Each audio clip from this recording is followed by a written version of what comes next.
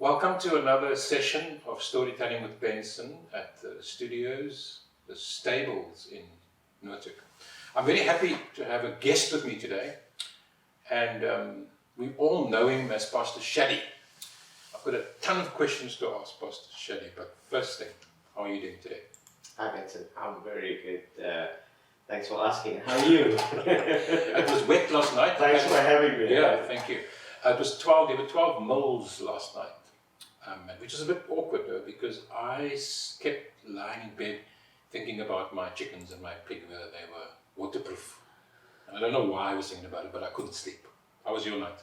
I was thinking about my homeless, whether they were waterproof. Okay. But yeah, no, it's, the rain is a blessing to many of us, but to the guys in the street living in the mountains, it's an absolute curse. Yeah. So yeah, that's just the way it is. I am, to be honest, I got to a point where I thought I heard a voice last night, because there's a guy that's close to my heart who works with me, who camps in a tent, Stonehaven.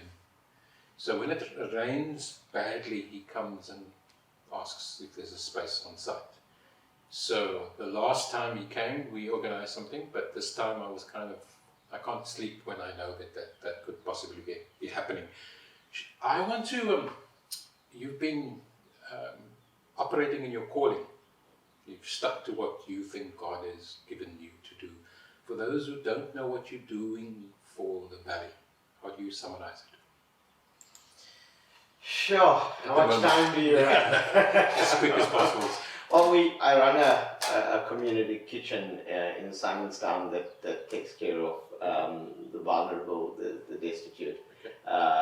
Now mostly kids, residents and the homeless. Okay. So that's just a small part of what we do in the community. And if we're talking about meals to the vulnerable, what sort of total are we looking at the moment?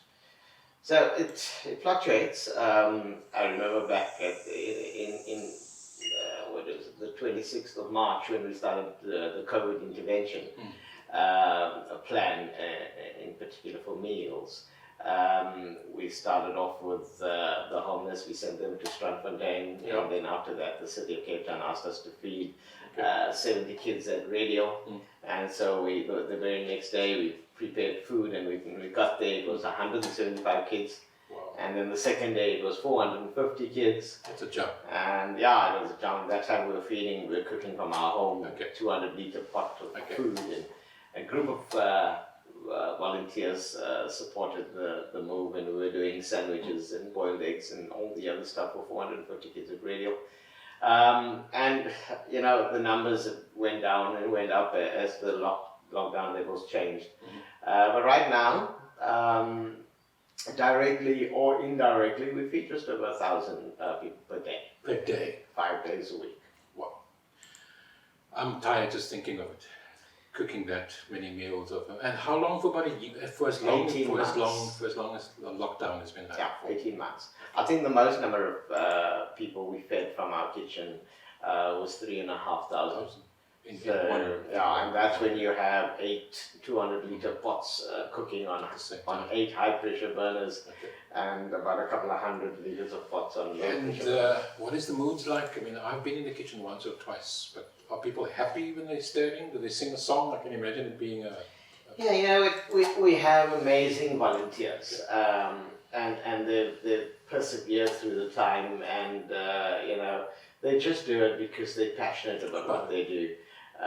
There's no financial remuneration or anything like that. There's just guys that are motivated to make a difference. Absolutely. Yeah, we have our challenges. We have a fair amount of challenges, especially when you're working with the homeless in the valley. But sometimes we just have to look past that and you know, not lose focus of why we're there. Okay. Quickly talk to us about who these volunteers are. Are they younger people? Are they older people? I mean, and their numbers. I mean, how many of them are there at the moment? So we have our standard volunteers. We call them kitchen staff in the kitchen, and a couple of youngsters from Masiphumelele and radio, a youngster from radio. And then we have a couple of older folk that come from Massey, Ocean View, and Ferryno, and Simonstown. So people come in at any time. They rock up there for an hour. They do some work. They leave. So we have a group of volunteers. We also have volunteer drivers who picks up the food from us and takes it to the residents in the valley, and to places like Sunny Acres, Radio, etc. So we're the nodal point. We like the distribution center, if you want to call it, for the valley. For the valley, and then from there the food goes out. And then we've also got 4 kitchens in Ocean View. The one that we started in August that feeds 450 or between 4 and 450 kids from 16 early childhood development centers in Ocean View. Okay. And then we partner with another 3 kitchens in Ocean View as well. If you were to put it all together, your volunteer base is probably about just over 30. 30 people. Okay. I want to, those numbers are, I want to represent the numbers at some point as well in the screen that will appear. But for now, I've picked up your accent is not from Cape Town. So I want you to quickly talk to us about, I wanted to ask you in the beginning, how do I say your name? But now we are in that space already. Shadrick is the name you were born with. Shadrick is the name you were born with. Tell us a little bit about Shadrick as a youngster growing up in Phoenix. Oh, I was born in Chatsworth. It's a slum area, a very poor community. And then from there moved to Phoenix, where I finished my schooling. Okay. Outside of India, Durban has got the largest Indian population. And it was a struggle growing up in a very poor area. And brothers and sisters? How many do you have? Yeah, I have one. I have a half brother. It was tough growing up in a community as it is. But I've had my challenge, and that's why I can resonate with a lot of the homeless people, because my dad had rejected my mum and I even before I was born. Okay. And so I grew up without a father figure in my life. And one of the things I said I will be is the best father that I can be, not only to my own children, but to other children, and obviously the homeless as well. So if your kids are like my kids, and they deserve mention, so they're probably going to be watching this. So tell us quickly their names and their ages. So Aiden is 22, and he's in his final year at the University of Free State. He's doing political science and criminology. Grayson is 19, and he's in his second year of aeronautical engineering at Wits. And both the boys growing up they grew up feeding the poor. And they started off with the kids club that my wife and I ran with the Fun Learning Club at Radio. Okay. And 19 and 22 years later, they're still doing it. Wow. So it's an absolute blessing to Lisa and I, Lisa being my wife. And that was an absolute blessing. From Chatsworth to Phoenix to Simonstown. From Chatsworth to Phoenix to Simonstown, I was in the Navy. I joined the Navy in 1989 at SAS Jolsina. Okay. 1992 transferred to the Drakensberg, SAS Drakensberg. Okay.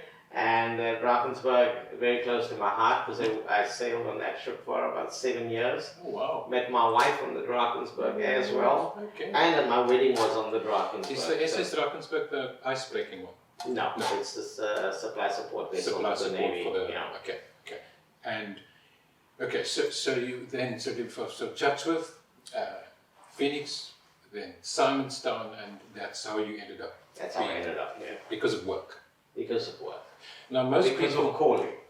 Most people think that you feed as a job, but then they get surprised when we tell them that this is actually you don't get paid for this. You have to do something. A lot of people have accused me of you're getting paid for this. Government is paying you 30,000 rand a day. I'm like, which government?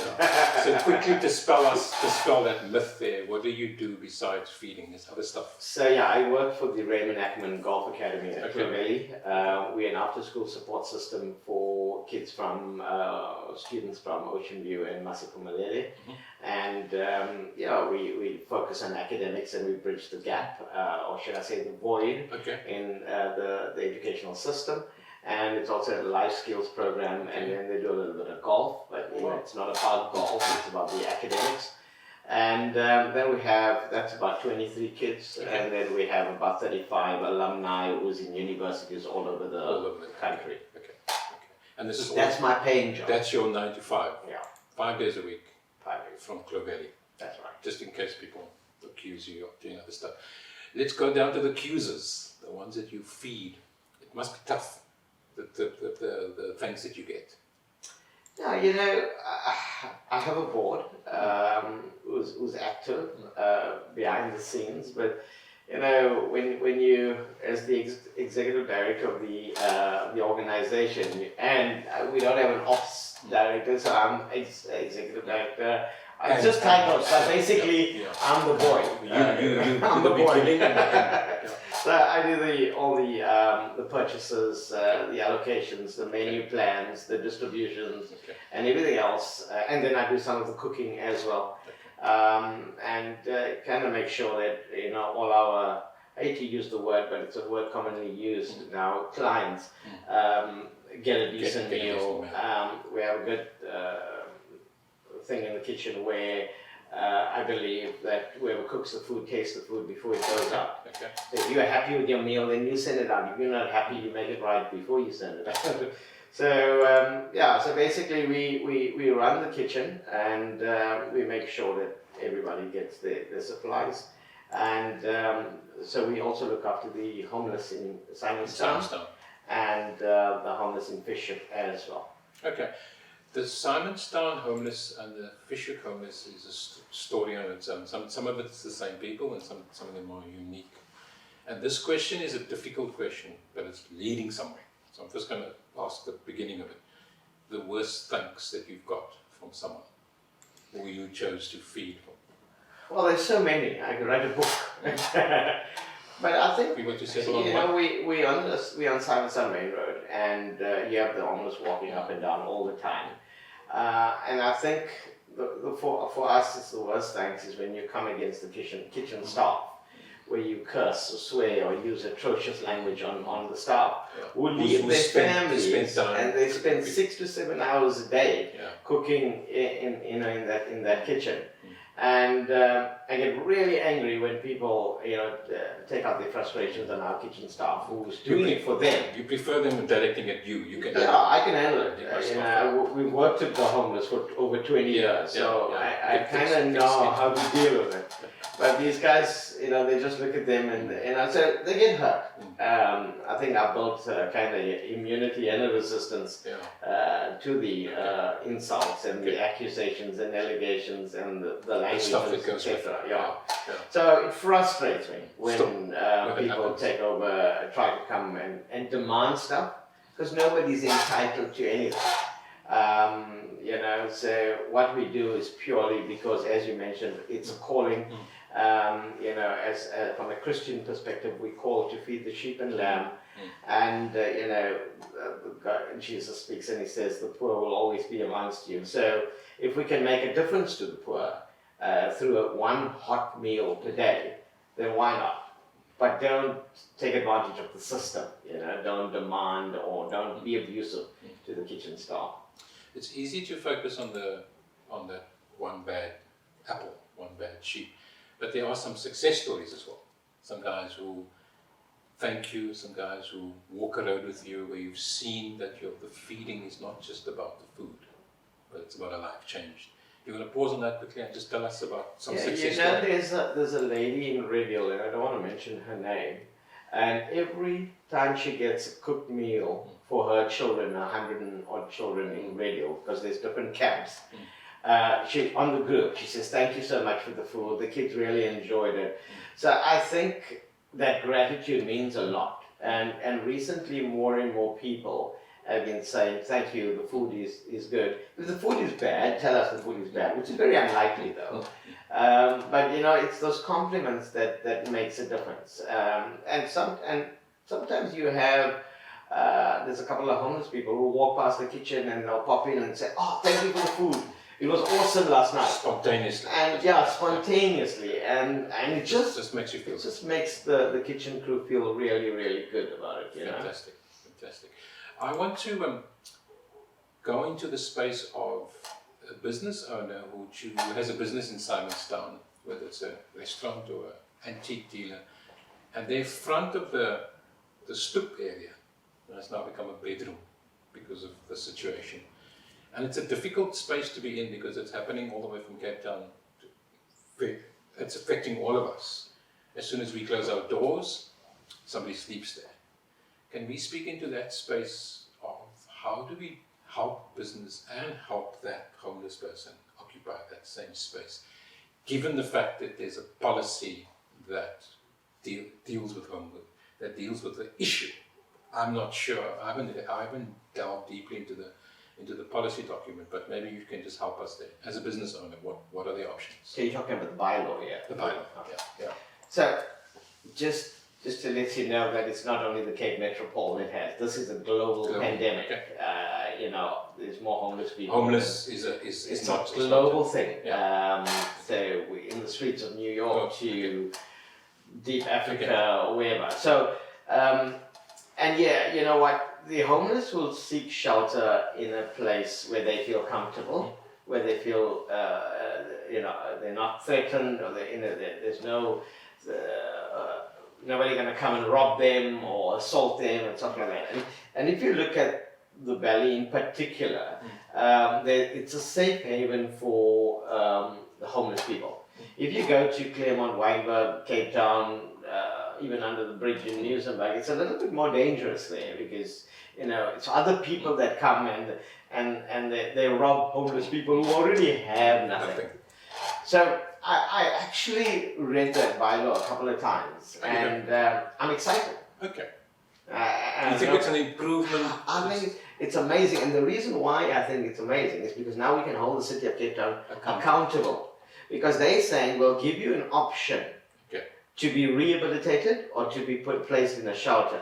Now we know that the figures must say about 4,000 homeless people, but we know that is not true. I mean, there's probably 5,000, 6,000, 7,000 homeless people and growing daily. So when the city says we'll place you in a shelter and they don't, we can hold them accountable. So it's good for us. But on the flip side, if a homeless person refuses help, then they choose to be on the street and they choose to be the problem rather than the solution. Yeah. Hence, we're having a strat session on Tuesday with the Business Improvement District, Simonstown Business Association, and all the guys, the politicians, the municipal sub-council manager, U-Turn, City of Cape Town. And the idea behind that is to say, right, as my father's house we've been feeding for 18 months consecutively. What we'll do is, if we can bring in 2 programs, Simonstown has already introduced the one by the City of Cape Town, and we bring in a second program through U-Turn, and then I can bring in a third program, this is per week, from the spiritual side of it and support side of it, and then incorporate a little bit of community service, you know, making a difference in our local communities. Then we can work on a reward system. U-Turn already has something in place through the voucher system. We're just looking to tweak it a little bit. So if you come and you attend those sessions, then we can tell the Metro Police who wants to give you a fine, I am in a program and my rehabilitation has got some momentum now. So just give me a chance, you know, that kind of thing. And then they can chat to us. But also, there won't be free handouts of food anymore. And I'm not talking about the residents and the children at the ECDs, etc. I'm talking in particular specific to the homeless people. So if you come to the 2 programs, it'll entitle you to 5 dinners for the next week. So, but if you don't come, then we have the tough task of saying, listen, wait a minute, you declined the offer there, we're going to decline you a meal. Some people may think it's inhumane, but at the end of the day, how do we help the homeless people? And they must want to be helped as well. So we know that the homeless people, it's not a choice for all of them. Some of them have been put in circumstances beyond their control. But for a few of them, it's a choice. And so we're giving them the alternative to get them into a position where they can make a difference and start to grab their futures and make a difference. So the other thing is they'll be able to go to the shelter at an allocated time and have a shower. So it's just getting small pieces in place at the right time. Yeah, so that they feel good about themselves. Getting a laundry voucher, getting vouchers to get coffee at my father's house kitchen, and so on. I'm assuming there's opportunity for people watching who have businesses in Simonstown to come in as role players. Exactly. To sponsor shop, so that they can see some changes happening. Yeah, and you know what? If the guys decide we want to clean an area in Fisher, maybe the Fisher Beach or the main road or whatever, then we'll do a braai or buri roll or something to say, listen, here's your reward, and here's some cold drinks, and you know, clothes, we'll give you clothes or whatever. You know? So I'm then going to safely assume that we on the in terms of policy, because we're going to the ballot box quite soon. Yeah. And I'm hoping that people are thinking about voting, and that they're using homelessness as a way to get them to the box, so that they don't sit down and become, they give up and decide that perhaps complacency. So homelessness is an issue that drives us there, and we're no longer in the Strandfontein space. Yeah, we've moved. We've seen the city, the administration took flack, and they've responded. And the policy document we've got now is a testimony to movement. I'm on to the last question, and I've been asked this question before, and I'm going to ask the same question to you. You can answer it in whichever way you can. People have asked me, Benson, what is your handicap?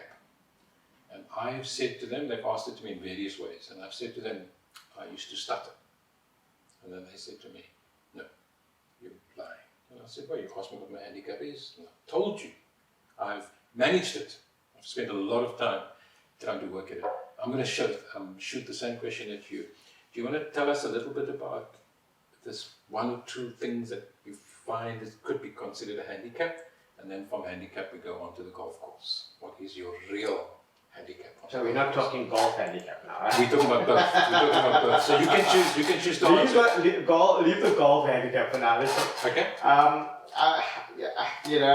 have and I think much to my detriment is I have an overactive mind. Okay. So a mind that doesn't know how to switch off. So even though I'm sleeping, I keep processing what happened, what had transpired the day before, and what if something's going to happen tomorrow. My mind keeps processing it. So as a result, I suffer from insomnia. And what time did you go to bed last night? Last night I went to bed just after 12, and I was up at 2.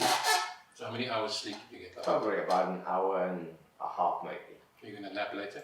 No, there's no time for that. So you're just going to catch up. You're just going to catch up with it. Sleep lost is you can never gain. Okay. So insomnia is your handicap. It's my handicap. I take a mild sedative, but it doesn't help. So, but that's okay. Somehow God gets me through the day. With 1 hour sleep. With an hour, maybe 2 hours of sleep. So if we were to put you on the golf course, and I'm forcing you onto the golf course now, tell us a little bit about the fundraiser, and then we end with that. Yeah, fantastic. So. And maybe you want to talk into a camera. So I'm slowly, I'm gradually moving to the camera. So we have a fundraiser on the 17th of December, and that will be at Clovelly. It's from 10 to 1, and it costs 450 Rand per person. That includes the green fees. So every year, Vince, I'll come back to you now. Every year we run a Christmas party. Okay. A Christmas where we give all our recipients, our food recipients, a decent Christmas meal. So if I'm going to sit and have a decent roast and chicken and trifle, then your clients are going to. They got to eat it first, and then the next day we'll do ours. So last year we gave a Christmas meal with puddings and roast and 3 different meats and salads and a whole host of stuff. For 560 people, and that costs a substantial amount of money. So the golf day is geared especially to raise enough money to cover that Christmas meal for the homeless and the residents who we feed, so that they too can say, I had a Christmas meal. We do a little gift pack as well for the homeless, which is your toiletries and a book or something that they can just treasure. Chocolate or whatever. Okay. So that's on the 17th of December. And it's a Saturday. It's a Friday. Friday, okay. Yeah. Because the 16th is a public. That's the Thursday. Okay. Yeah, so it's Friday. So Clovelly's been really good to us. They partner with us, and So they've given us a good price, so it's 300 Rand goes towards green fees and 150 Rand towards my father's house. And then we'll offer some eats on the course, and then we'll sell some, last year the Indian food, the Indian meals were a huge hit last year, and we'll sell that at all for 450.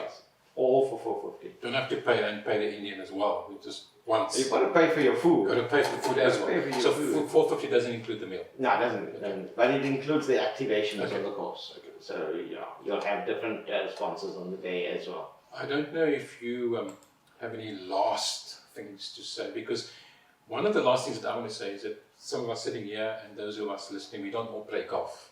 So 450 to go onto a golf course, we might still have to go buy the clubs and go and get training, and how else can they get involved? They can obviously pay and not play. They can pay and not play, or they can just go into my father's house Facebook page, and they can donate. We have been really blessed with the amount of donations that we were able to tick on. I mean, I'll just say this, and I won't say it too long. Is when we started this whole feeding thing, my family and I, we had 20,000 Rand in the bank. And subsequent to that, we spent over R1 million in 2 years. In 18 months. So God's been gracious, and the donors have supported us, truly supported us, local and international donors, so we can keep feeding. And whenever somebody asks for a meal, we just say yes, and in faith, and it pleases God when we work in faith and when we exercise our faith. So I thank you for your time. I wish you well for the. Are we supposed to do it like this or like this? Whatever. To confuse people, we should go to. I wish you well for your passion and your ministry and for the golf day, and we hope that we at some point can feedback some of the results and then include it here as well. Thank you for what you're doing. Thank you, and take care of yourself. God bless.